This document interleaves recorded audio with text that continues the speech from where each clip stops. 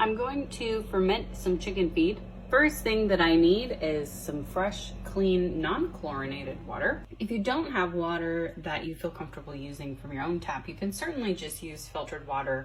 I have this mason jar. What we're working with isn't sterile to begin with. You don't need to sterilize your jar. It's just a good idea to lower the odds of anything problematic happening by starting with things that you know are clean.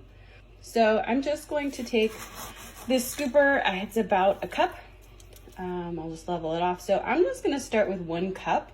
Anytime I do anything for the first time, I don't like to use a lot just in case things don't go well and I haven't wasted much. And even though I've done this before, since I'm demonstrating it for people who potentially have never done it before, I'm just going to start with a small amount. 1 cup of feed into the jar. You want to pour enough water to cover. And think about the fact that what you just poured in here is dry and it's going to absorb some of this water. You want it to stay submerged the whole time, throughout the whole process. I'll grab a skewer, like a shish kebab skewer, and just kind of stir it up so that I'm getting everything wet. I'm getting rid of the dry pockets and air bubbles that might exist so I can figure out if that's enough water.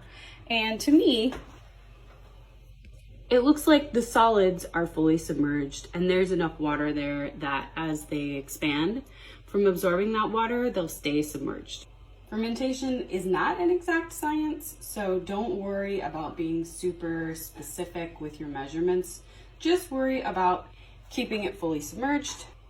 So once you have your container filled, you do want to cover it. You want to keep any bugs out, keep dust and other things from floating in. I have this airlock that I use when I ferment other things. It's used commonly in beer making, so if you have like a homebrew supply store near you or an Amazon, it's made by Mason Tops. So all you do is pop the top off and fill it about halfway with water. And then you put the cap back on, place it on your jar, screw the top on. The gases that accumulate as part of the fermentation process will escape out the top, but it won't let bugs or dust or other pathogens in. So it's a one-way valve. They're very effective, they're very easy to use.